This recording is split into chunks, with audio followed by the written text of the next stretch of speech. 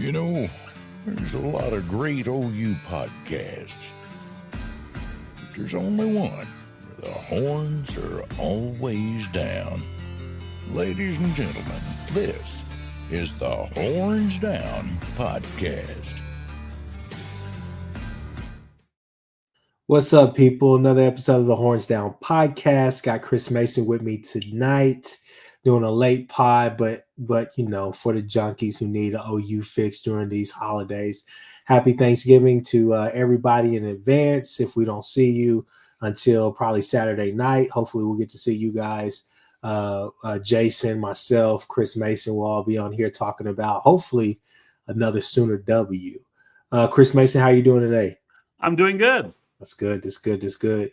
Well, we got a bunch of things to talk about, but you know, we're gonna hit off on recruiting. Might as well go ahead and get it out of the way. Don't keep people waiting for what they want to hear. If you'd be so kind, guys. You can find a lot of this stuff on the Patreon, a lot of good videos, a lot of good content, YouTube channel, all the rest of that stuff at Sooners 360. It's there in the bio. It's links, all types of stuff there for you. So definitely go over there and check it out. How much is the Patreon? $2 a month, and is a free trial so that you can just wade in and see how you like it. It's no fluff. You don't have to worry about him doing the extra. No clickbait. I'm not going to generate false articles and post stuff on Twitter saying breaking news on Michael Fasusi, and then you have an article where I say he had lunch at Whataburger. I mean, it's just, you know, no fluff, people, no fluff. But you brought up his name, so we might as well get to it. Michael Fasusi, what's going on with that? Well, let me give you my opinion and the good news. So, I think the flip panic meter, which we talked about a couple of times on various podcasts, I think it was at a 6 before he went to the Texas game. Now I think it's at 3.5. And we give you 4 solid reasons why. Number one, Michael watched the whole OU Bama game on his way back from Austin, in his car, on his phone, something along those lines. He watched the whole OU Bama game. Number two, as our friend from Sean Cooper told us on Saturday night, Sean Hutton, his good friend and the OU preferred walk-on offensive lineman, was FaceTiming Fasusi from the fields when Hutton stormed the field with the OU fans. He was FaceTiming Fasusi from that event.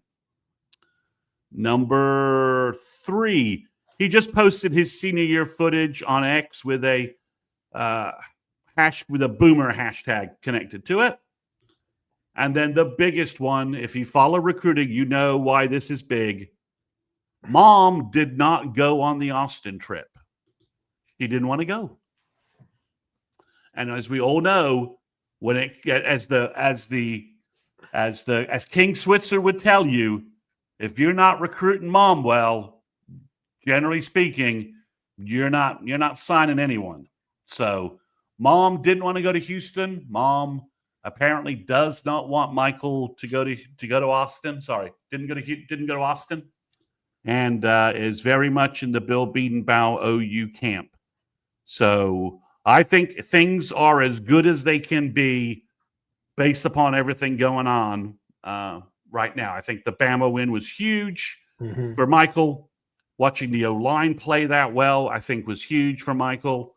And I think, it gets down to, if OU, the new OC was to make what I would think is a fairly shocking decision at that point and let Bill go, that would be the only thing that could derail this train. I think OU has good momentum, and Michael is also giving interviews to recruiting sites. He's talking to the OU sites, so he's in communication with all those with those guys, and he's talking to the national guys, reconfirming his OU commitment. So, and OU seems really, really pretty solid with their position right now. They know they got some things to take care of, but they feel very solid about where they are from an NIL and from the NIL package they have for Mike. They're not expecting. They don't feel like they're in any way, shape, or form way behind and not competitive there. So let me ask you a question. Let's go out there. Let's just put it all out on the line. That right side, right? It feels as though we got to see it against LSU. We got to see consistency and see them do it again with Ozida and Howland on that left side. But it looks like people feel that the consensus is that could potentially be your left side, the left side of your offensive line next year, with possibly Everett starting at center, right? So that right side, you're looking at, a lot of people think, hey, Nwewu some people say, hey, he's a backup. Some people think, hey, maybe another year, there's more to get out of this guy. But obviously EPL is pushing him. And you got Akakumi, Autry, Brooks. You got some guys that are already there. But with Fasusi, that is the interesting piece. So the question, I'm sorry to be so long-winded, but the question is he the answer on that right side, or do you see a guy like Sexton? Like Sexton comes back, Jake Taylor, are those guys probably your starters at that spot, or is Fasusi starting it as a freshman? But well, I think what you like is that you've played enough guys and you've got enough guys reps, and if the two Jakes come back, they come back from their various surgeries and they're able to play spring ball. That I think I think, Chris, what we're setting up is to actually have some battle for some positions in spring, right? That if Fabechi wants to keep the right guard spot, he's going to have to outplay Eddie Pierre, a full winter conditioning, beefed up, bigger Eddie Pierre-Louis, right? Because Eddie came in this summer. He didn't have the whole winter spring thing like some of the other guys. So this will be Eddie's first off season with Schmitty to get himself, into slightly bigger shape. So I think what we're going to see is actual competition at various positions, right? That someone like Ozeda is going to get pushed by Daniel Akinkimi, right? Or Brooks, or even Darius Afalava. That Howland, probably we're going to have real backups behind him, maybe Autry Dent and maybe Foji, so that you've got 3 6'7", 320-pound guys at left tackle, not one guy, 3 of them. So I think what you're seeing is that I think there's a possibility that, let's just say Sexton, I don't know the extent of Sexton's knee injury. I don't think we really know that. We just know he's probably not playing the rest of this year. So let's just say Sexton's rehab takes him out of spring, okay? Let's just say that as a hypothetical. Could Michael Fasusi, if he signs with OU and rolls early, like the plan, could he be your right tackle coming out of spring practice?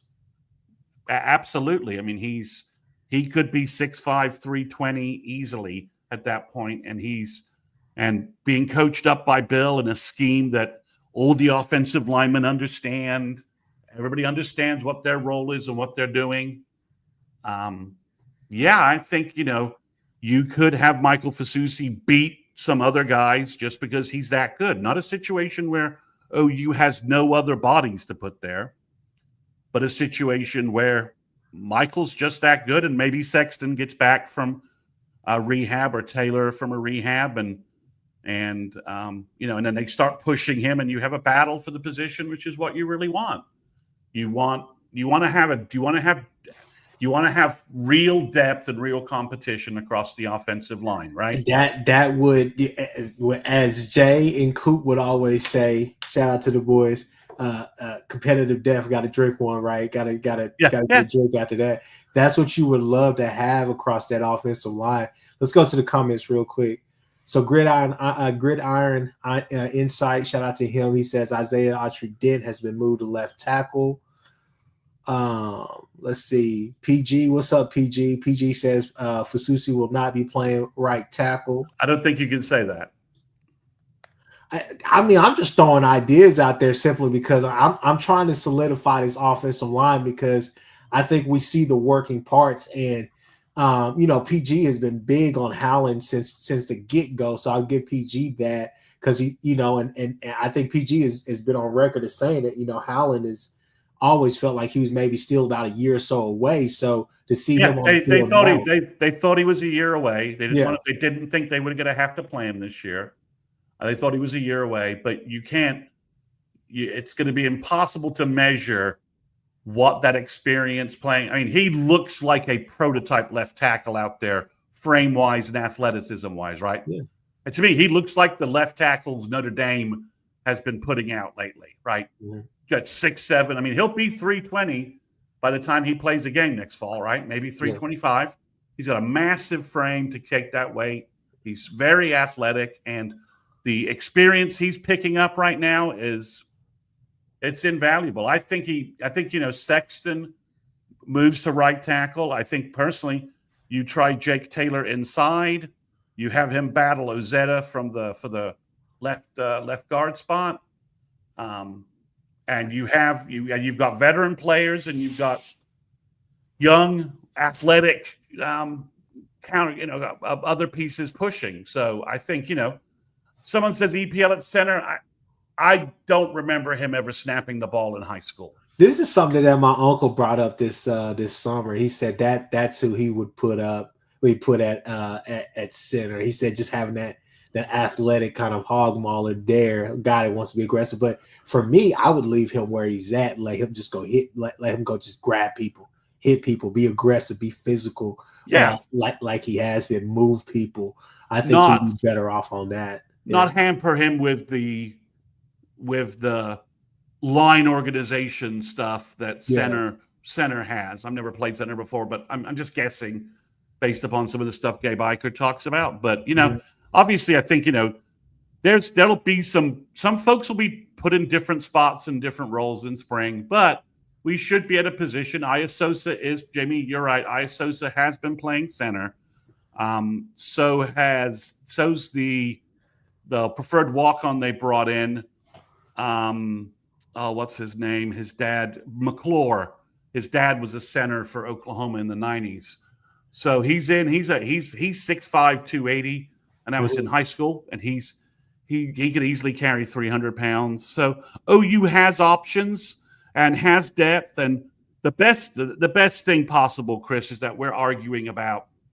We have a spring game where our two offensive lines look really good, and we're arguing over, who should be playing in what positions, as opposed to saying, well, we don't have a right tackle, and we don't like our options on left tackle, and our centers, we have no centers, so we're starting this person. So you get to a point where I think that's could Fasusi play right tackle? Sure.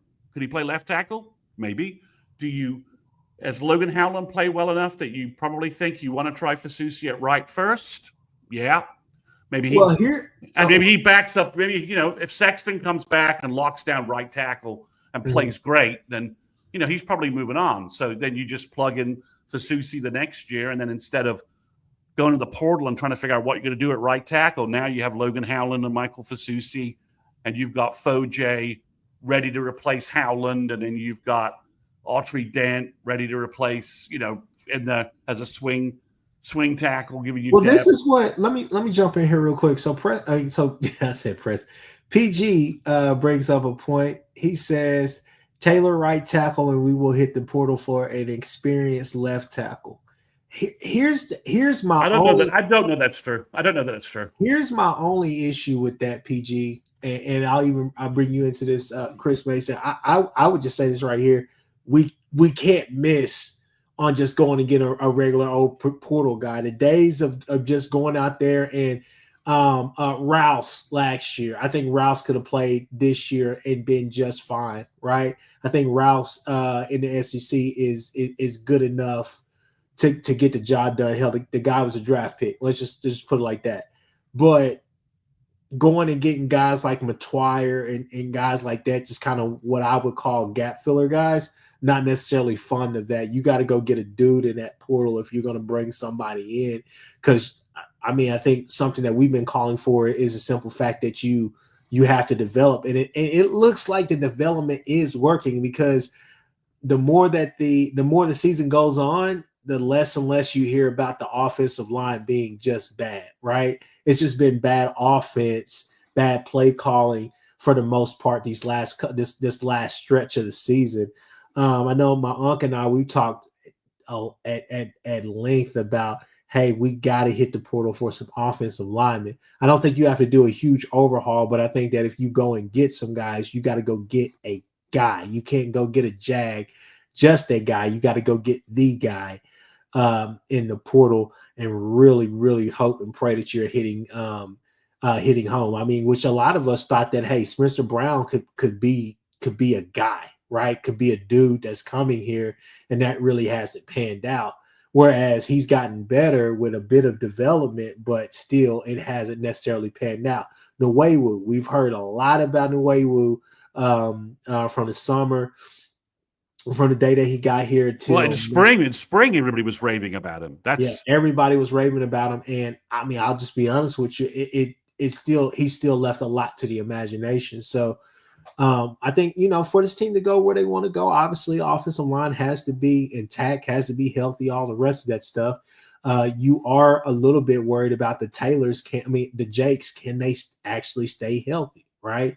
And I think some things have to change, not only on the field, but off the field as well, meaning whatever's going on with that training staff, that has to be addressed as well. But at the same time, I'm just, I don't want necessarily, I'm not saying that you have to be super selective as beating Bo. He knows what he's doing. But at the end of the day, I don't think that you go and get a Tarquin or another Spencer Brown just to hinder another kid's development where they could really have those reps and be ready. You get what I'm saying? Yeah, I mean, obviously the portal needs to shake out roster-wise, right? You need to figure out what you're losing and what you need to buy.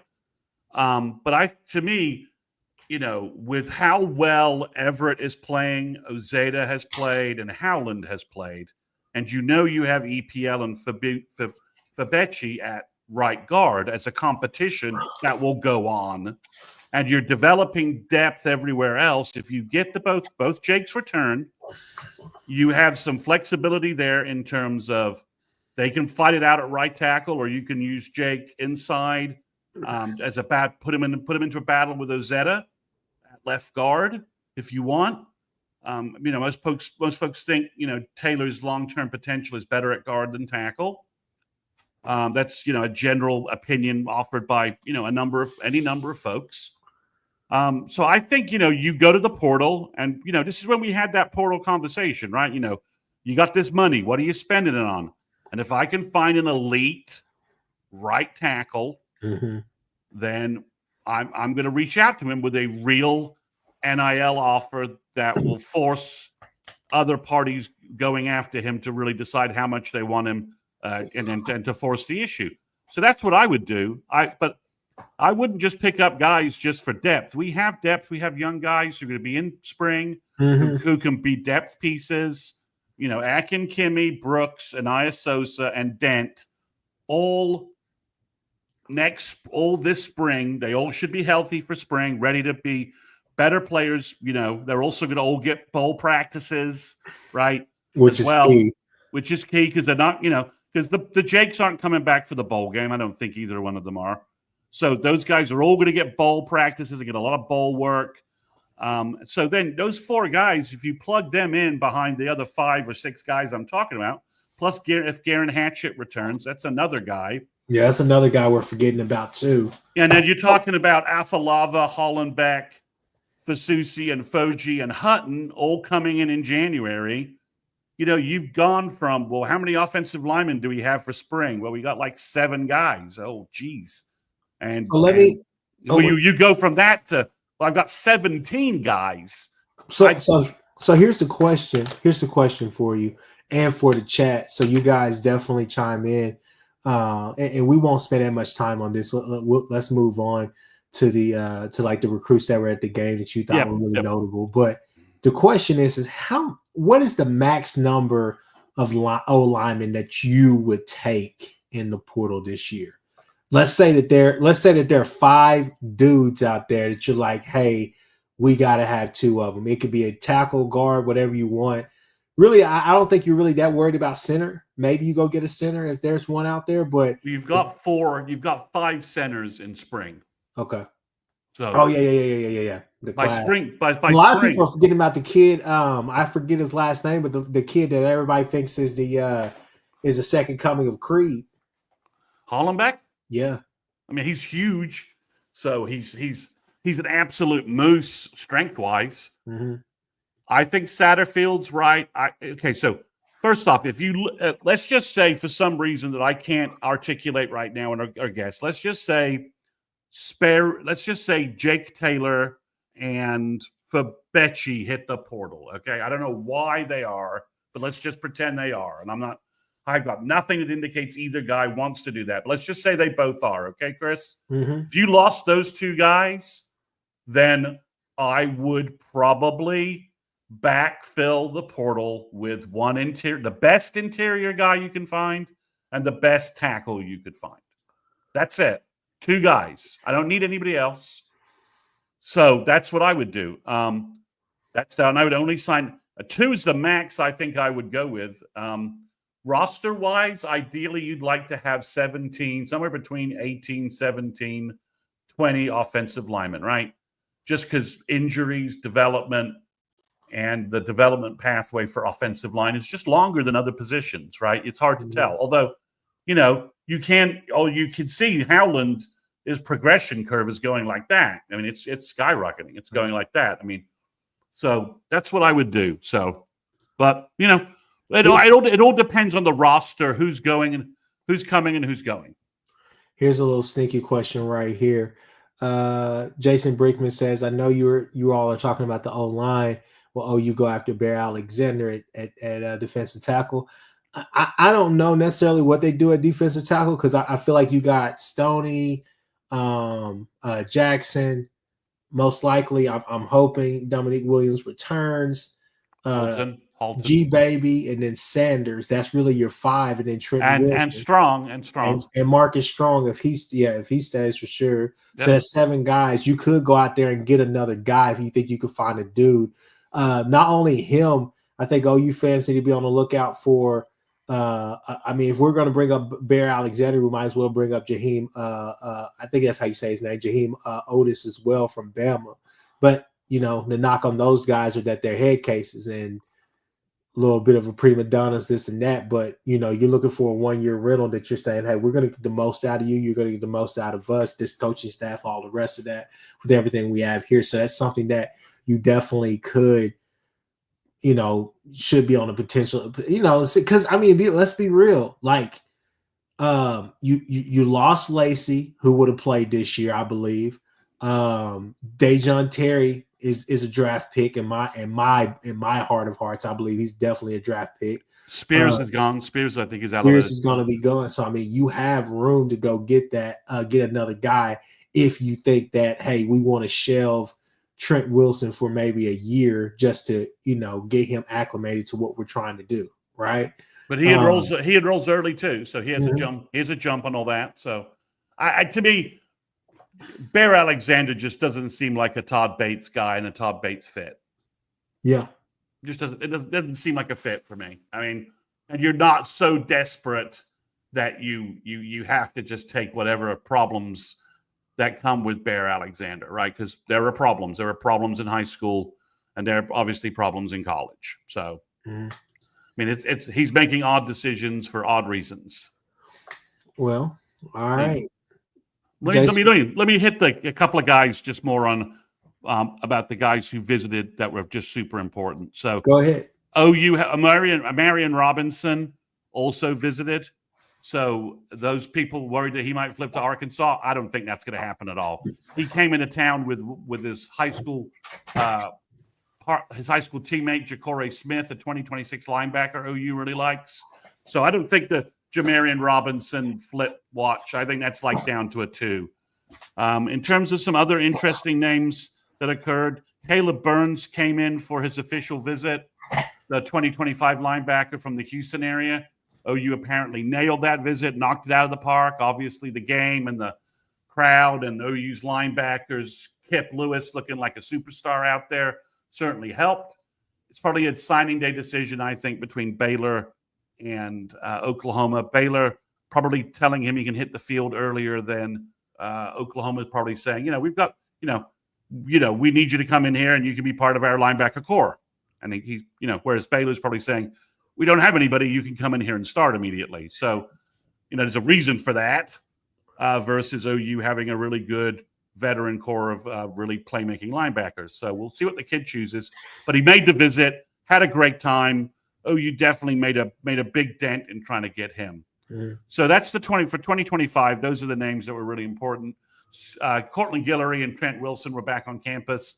They're both all in for the recruiting class. So if you ask me about the 2025 recruiting class, this is to echo what's been said on several podcasts around the Sooner recruiting community. Sounds to me like Cortez Mills is the only guy right now that you maybe have to worry about. And we'll see what happens there because I think OU can easily match any NIL offer Nebraska's going to give him.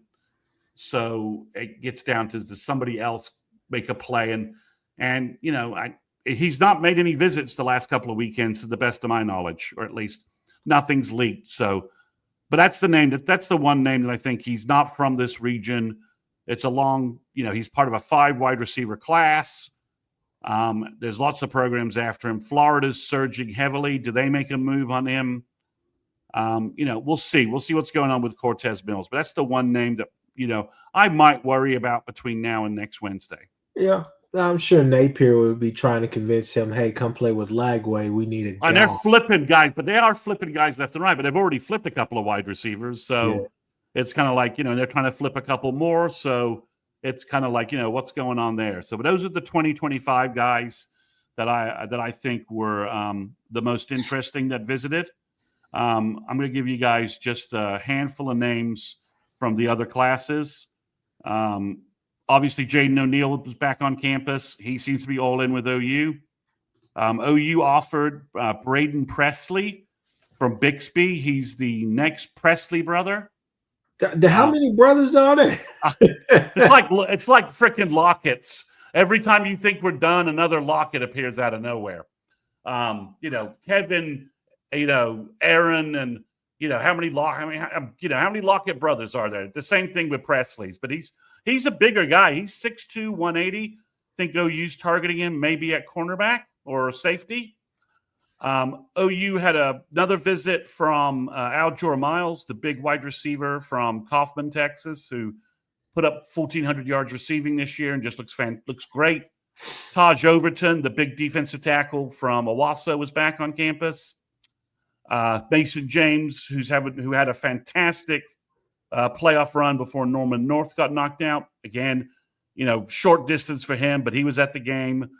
Ja'Cory Smith, I mentioned, was at the game. And a couple of new guys, a couple of new names to me. Jordan Edmonds from Georgia, top 100 safety kind of prospect. And then Storm Miller, a linebacker, was also at the game. I just love the name, Storm Miller. Sounds like a great linebacker.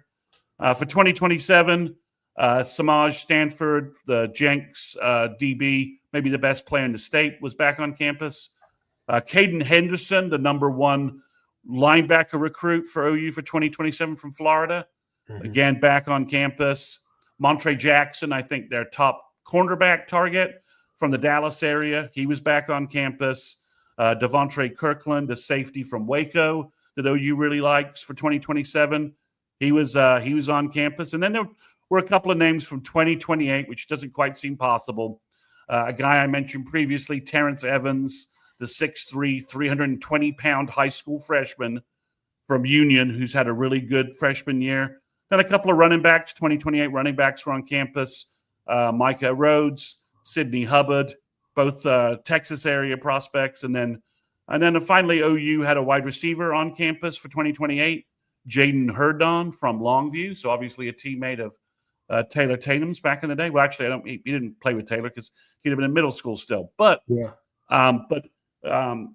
Emmett Jones is not inviting a freshman wide receiver to the OU Alabama game unless he thinks that kid's legit. So that's a name to watch. You got to think that, and I know it's cliche to say, people, but you got to think that atmosphere that night. I mean, not only after the game is over, but I mean, leading up to everything. I mean, it just seemed like it was a perfect storm for OU. Like this was the perfect moment for a lot of things to happen, and it did, right? So you got to think that was, that probably played a big part in everything. Was it Zane Rowe here? Was he? He was back up. He had 9 tackles, 4 tackles for loss, and 3 sacks in their last playoff game.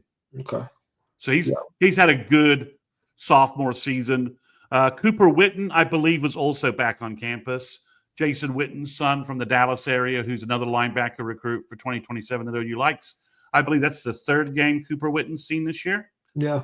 Obviously, Tennessee will be a draw there, but his dad has connections to the OU program, and keeping him in the area might be appealing to the family. And obviously at linebacker, if you were a linebacker watching that game, I'm having a hard time imagining that you weren't viewing yourself as part of that linebacker core that was just killing people and making big plays everywhere. I hear you.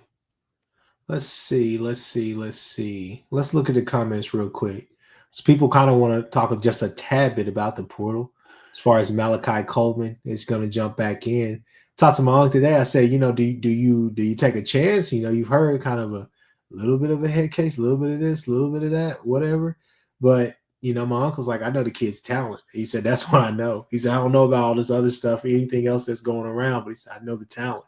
So, I mean, I think it really just depends on who the new OC is. If that's something that's an alley that they want to go through, because obviously you would have him and Devon Mitchell, who would have probably the highest upside. Well, he's a wide receiver. He's not. Yeah, he's a wide receiver, but hell, you got that in Curry on right now. So, I mean, what do you? He's not. He's 210. Yeah, that's true. I mean, Carry On's what, 225 right now? Probably so. Yeah. I mean, I'm just saying, he's a tight end. If you're going to spend tight end resources, Malachi Coleman's not the way I go. Now, again, if Emmett Jones thinks he can turn him into a legit player, I'm going to listen to that. But again, I think wide receiver portal is very dependent upon who we lose to the portal at wide receiver. Obviously, something has gone askew with Jaquez Pettaway. Does he need a change of scenery? Or can Emmett Jones unclog whatever's going on with him? I don't know. Mm-hmm. And I think the 4 wide receivers who are hurt and Burks, we're not going to get all 5 of those guys back. We're going to lose someone to something. It's just going pro or hitting the portal. So depending upon what happens there, then I think, you start judging what your wide receiver needs are in terms of how many portal wide receivers. I think I'd go get 1 Trey Harris, the Ole Miss wide receiver. Was it Dion Coleman, the Michigan State guy that went to FSU? If there's one guy like that out there, I spend the money and grab him. Other than that, I'm not sure you just need. I don't know that you need a body. If Zachariah Branch hits the portal, which is some buzz out there, I pull the trigger on that just because of what he can do on special teams as well, which he has proven. And I think that the talent there is ridiculous. So I don't know why he's gotten sideways with Lincoln or what's gone on there. So it just seems like for some odd reason they can't find him on the field. But I think a lot of people have just keyed in on him and said, we're going to take away those explosive plays. You being used all over the field, and we're going to just force, the quarterback to, go elsewhere. Yeah, I mean, I think if he hits the portal, that's the gamble I would take would be on Zachariah Branch. I think the up on there is bigger than. I mean, Malachi Coleman's. I mean, he's just not seeing. Why is he not able to see the field at Nebraska? You're telling me that they have guys physically better than him? They don't. I'm telling you, it's probably ruled playing the whole, this player does everything right type of game. You know how that goes. Sooner Cowboy says Anthony Evans from Georgia. I don't know why you look. I like the Evans kid or whatnot. I'm glad that he's getting some time out there at Georgia, but everything that he's doing at Georgia right now, there's no difference between him and Zion Kearney at this point. I'm just Reagan's or Brennan or a healthy Brennan Thompson, right? Yeah. Either of those guys could do what that he brings. Again, if I'm pulling a wide receiver from the portal, unless it's someone like Zachariah Branch, exactly, because you've got Elijah Thomas, and if you sign Cortez Mills and you sign Emmanuel Choice, that's 3 guys right there. And Marcus Harris is apparently all in signing for OU. All those guys will show up in spring. Elijah Thomas, if you didn't watch what he did in the playoffs last weekend, beaten again, I think was it Bristow? I think it was Bristow. He looks awesome. So if you're gonna pull up, tell me who's leaving, and then I'll tell you how many wide receivers I want. I know it's kind of a cop out, and if you're gonna pick up one wide receiver, it's got to be a guy who's just physically dominant and has the stats to back it up on the field. Yeah. I'd put up 1,500 yards.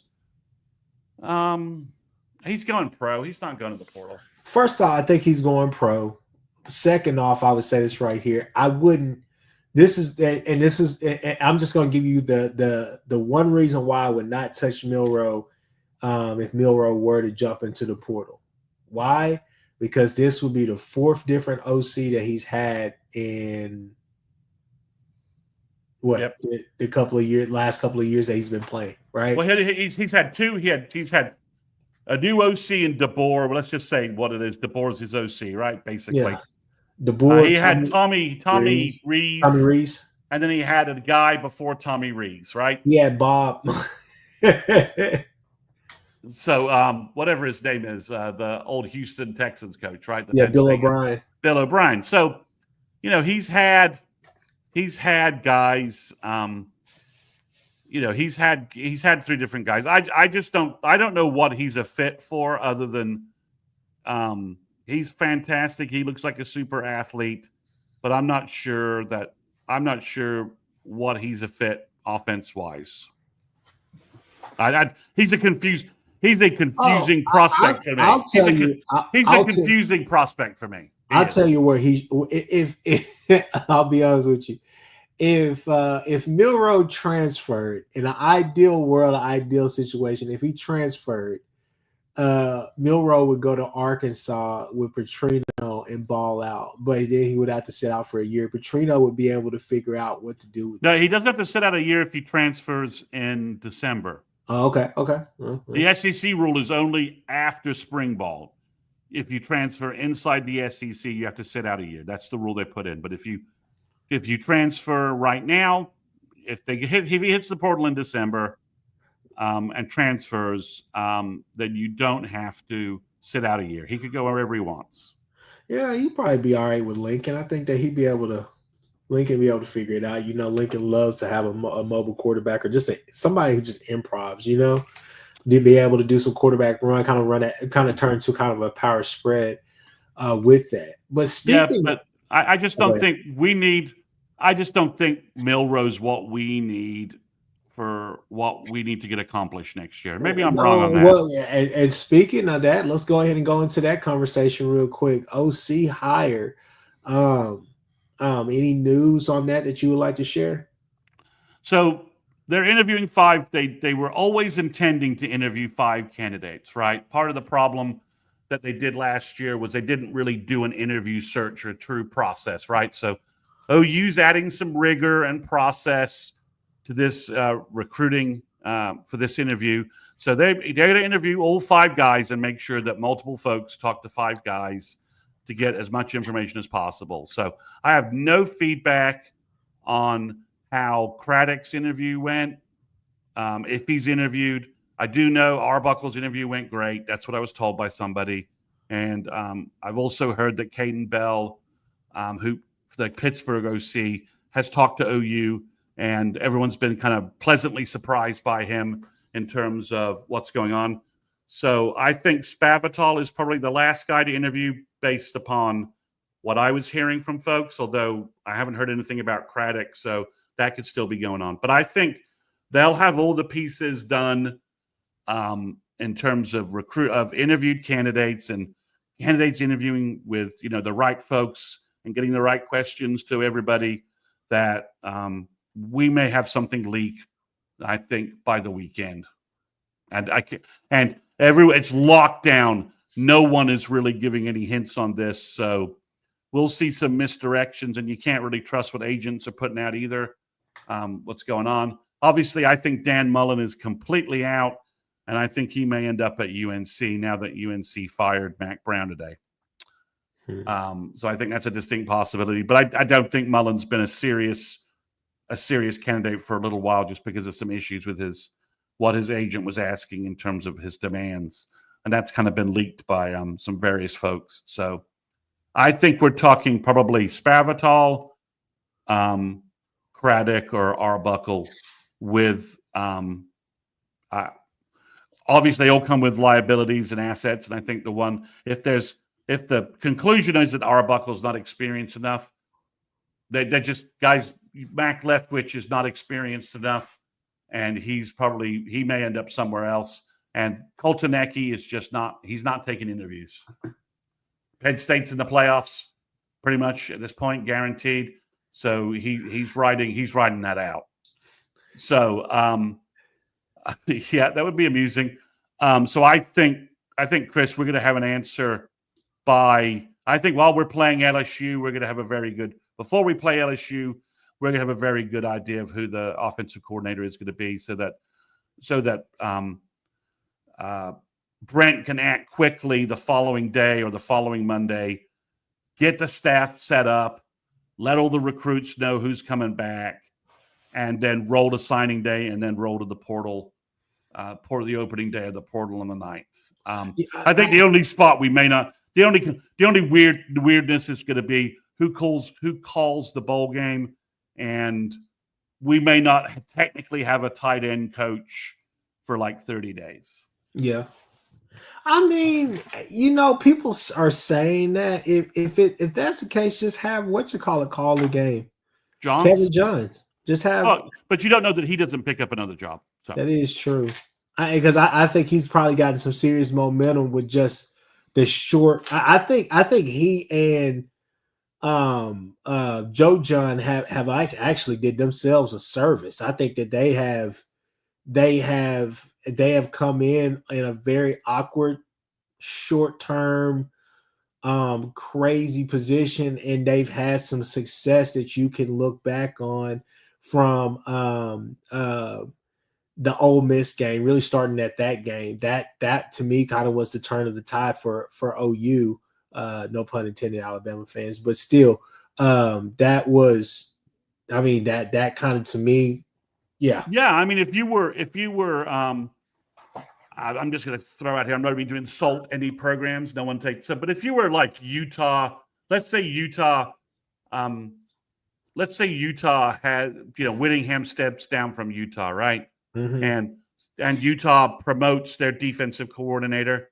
If Joe John Finley sends good film from OU from the LSU game and maybe a bowl game, would you consider hiring him to be the offensive coordinator at Utah? Maybe, right? I mean, I think that's something that could be possible. Joe John could talk himself into that, or if if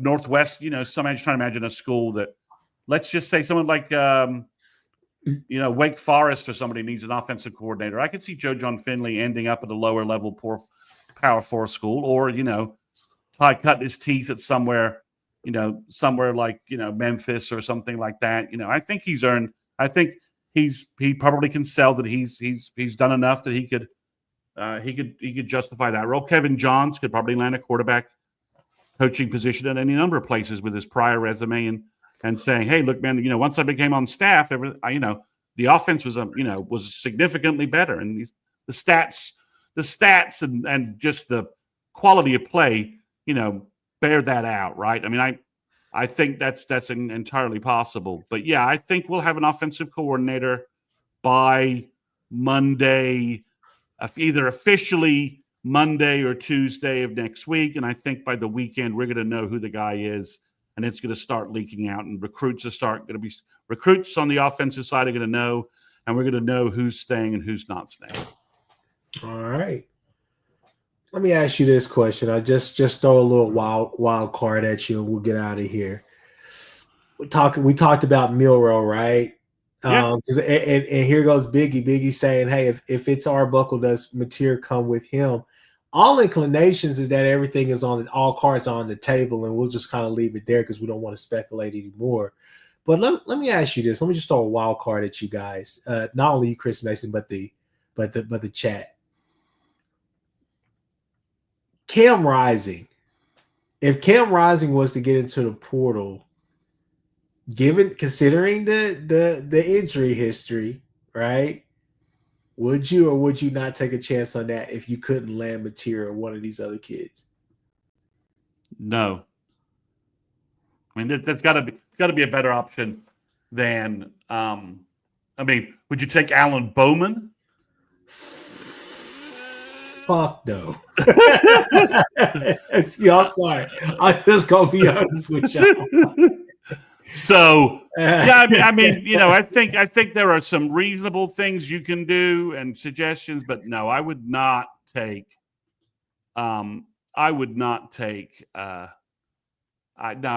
consider the injury. You need this. I mean, all the positive. Let's not ignore the reality. All the positivity from the Bama game's great. You're going bowling. You pulled off something, which I'll be frank, I didn't think you could do. I know, Chris, you predicted the win, but I didn't think that was going to happen. Please, the apology needs to be louder than the disrespect, people. Please, I called that game. All right. So, which reminds me that we need to switch to LSU and at least put a prediction each for that. Oh, yeah, that's true. So I would say that, remember, Brent still is coaching, you know, for his job, right? So you've got to have a better odds of having better quarterback play next year. However you want to put that equation together. So, you know, Jackson had a better day, but, you know, we still don't know if he can execute a come from behind passing game, right? Yeah, we just don't know. He played great Saturday night in a managed, controlled ball game that allowed him to not have the ball needing to go drive the field for a winning score in the fourth quarter. I mean, we're on the road. We're eventually going to have that situation come up next year at some point, right? That we're going to need a touchdown on the road in SEC play in a big game. And right now we know Jackson Arnold can't execute that. We're uncertain if with a new offensive coordinator and a full year training with her, Michael Hawkins can do that. Pretty sure. I think he can with those assets and resources behind him. So you need to get a quarterback this fall, presuming the OC doesn't just walk in. I don't know that Arbuckle. I don't know that Arbuckle. You know, Chris doesn't walk in a OU's quarterback room and just say, "I don't need to bring any guys with me. You guys are my guys. This will work. We're going to go win." Right?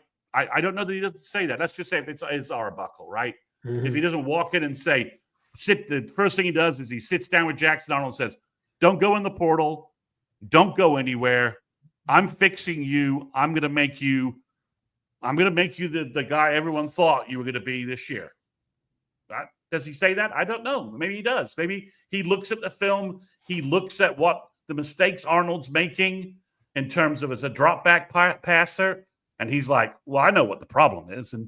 And he's like, I can, if we have better targets for him, I can fix this. And I can't imagine a world, Chris, next year where we have more wide receiver problems than this year. Yeah. I don't even want to fathom what that looks like. But I think there's a good chance. Let's just get the OC hired. Let him evaluate the quarterbacks. And if he takes a look at, all the film and talks to the guys and says, "I got to bring another guy in here," then we bring a guy in. Bring in Mateer. Spend the money. One thing that is a little weird is going to be, is the NIL with all this, right? Like, if Jackson's not the starter, does he get the same NIL money he did this year, right? And does OU have to say, "Look, you want to stay and compete for the job, you got to take a pay cut. And which is a strange comment to make about a college football player. Look, you got to take a pay cut to stay. That's true. I mean, because you can't, if you're going to pay, let's just say you've got a salary cap from the OU NIL group of $3 million at quarterback, and Jackson was getting a mill this year, and Hawkins is getting $250,000 or something like that. And then next year, you had a cap of 125 last year, but now you're going to push it to 3, push it to 2, and you got to have Mateer, Jackson, and Hawkins share all this money. I don't know how that works. Everyone's like, "Oh, they're both going to stay." Well, yeah, maybe they want to stay, but are you going to basically take a pay cut to prove you're the starting quarterback? This is new territory for everyone in how you manage quarterbacks and how you manage the situation. I hear you on that. Let me think. Obviously, I'm gonna go with us for the win. It will not be an easy game. People playing there because Nussmeier is a pretty good quarterback. I kind of want to go the same route that I did this past week. Say 23-17. They got the job done this past week, so I'm gonna go with that. People again. I do think that we get maybe a key turnover that could help us get into the end zone. I'd say, hey, run the damn ball if that's what it takes. Gotta hit on your passes, those slants or whatever you're gonna be doing. With kind of like, hey, we need these money plays. We need that. Yeah, that's kind of where I'm at right now, people. But people, we've been on here for about 50 so minutes or so. I don't get a prediction. I thought you did. Go ahead. So here's for OU to win, they're going to have to find some way to pass the ball. Okay, because LSU is they're not going to they can't afford to just sit back and let OU run all over them like Bama did at Baton Rouge, right? They just can't. Yeah, they're going to have to do something. Commit early resources and just wild blitzes, bear fronts, whatever run. They got a good defensive coordinator. They're going to have to do something. I'm loading the box. Exactly. Exactly. It's as simple as that. If I was waiting on Bama to do it all Saturday, they didn't really do it. But OU is doing some creative things with the 2-back and some of the motion and some of the counters. When you see Gabe Eichert talking and Josh McQuistion talking about some of the O-line stuff they're doing. So it's not quite that easy. But I think LSU goes all out to stop the run early and tries to get an early score on with their passing game worries me a little bit. So yeah, I think with it, we have yet to see this team play mentally sound football on the road. It's not necessarily Nate. What's his last name? Kyron Lacey or Kyron Lacey. Yeah, Kyron Lacey. Yeah, not necessarily Lacey. And they have a good tight end. They got a couple I'm getting to that. It's not necessarily Lacey. It is the tight end. It's the tight end that kind of worries me simply because I don't want to see us get into a game where they're trying to pick on Kip, trying to take him out of the play. Kind of similar to what you saw in that Arizona game last year, where they just kind of took him out of the play, isolated on him, and they would just sneak McMillan right there behind him for either a slant or kind of like a skinny post almost, where it's just like it was open the entire time. You get what I'm saying? So that's something because they use him a lot and they get him open, and it's not necessarily just over the middle of the field. They'll throw little flats, they'll throw little screens, they'll run like actual like routes for him, and he always is he could go from he could play a game where he's literally just a possession type of receiver type of tight end to a game where he just takes it over and is that guy. So that's somebody that you have to key on and that you're gonna have to be physical with. Caden Durham has been playing out of his mind. Got to commit to that. Not lately. Not lately. He's been okay. I mean, I think film is out there. Guys are keying in, but he's still having a good season. I think he is. You just have to stop that, but you have to make sure that you you make Nussmeier figure out who's the guy that I'm going to be going to today. You can't have like Kyron Lacey and gosh, I'm forgetting the tight end's name. Taylor. Yeah. You can't let both of them have great days. You gotta make them pick one. Who's going to be your poison today? All right. Well, I'm gonna go counter to you just because it worked last week. I gotta see this team be mentally sound on the road. I think LSU wins 20-16, something like that. Yeah, we have a little bit of a field goal battle. Both teams having some funky execution in the red zone and screwing things up. So 20-16 is what I'm going to go with, and we'll see. But I think OU's got the game. LSU has to be worried about what they saw in that Bama game from OU's offense, right? Like because the QB run game and the power run game we showed is LSU's biggest weakness on defense. Like, okay, we don't really handle that very well. So how does LSU handle that? And can OU take advantage of that with some move the chain passing plays or some big chunk plays in the passing game? How do you make that work when, as you said, they're putting 8-9 in the box and they got receivers on islands, they got cornerbacks on islands, no safety help? Can Jackson Arnold and OU take advantage of that to get some big plays? Purple Orca. He says, who gets the most carries? Got to be X-Rob. Doesn't matter who's playing. Borns or not. Got to be a mix of those two. Possibly, hopefully, Tatum can get out there on the field and hold on to it. But right now, you got to go with the hot hand. Got to be X-Rob. Definitely. People, we've been on here again for 56 minutes or so. A little bit longer than what we wanted to, but we gave you OU recruiting news. Talked about Fasusi, talked about the O-line. The portal. We went portal, OC, recruiting, and gave you some LSU feedback. So. Yes. So definitely like, subscribe, do all those different things. Go ahead. We're about maybe about 3 or 4 subscribers away from hitting that 800 mark on the channel here at the Horns Down podcast. So definitely go ahead and help us get over that hump. Chris Mason, go ahead and tell everybody where they can find you and your content. Subscribe to me on the YouTube channel, Sooners 360. You can listen to my podcast, the Sooners 360 Recruiting Podcast, on all your platforms of choice. There's always a YouTube version as well you can watch. And you can go to patreon.com, just search for Sooners 360. Sign up, just give us a trial. I'm posting recruiting content, some program content, and some other stuff on there on a regular basis. Give it a try. It's only $2. And again, you can do a free trial, wait in, see if you like it. And all that stuff is in the link and to everything that Mr. Mason is doing is in the bio, people. So one last thing, guys. We are going to have a signing day, whatever signing day turns into. We are going to have a streaming event.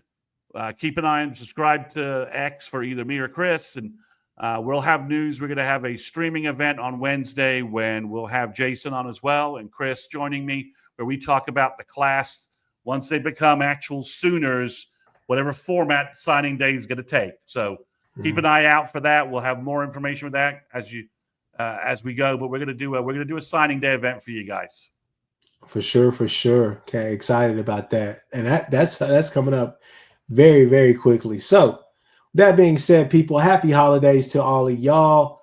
Please, like I said, like, subscribe, do all those different things, and watch out for us on Saturday. Win or lose, we will definitely be coming here to do a show. We'll have Jason on here, myself, and Chris Mason. So with that being said, we out.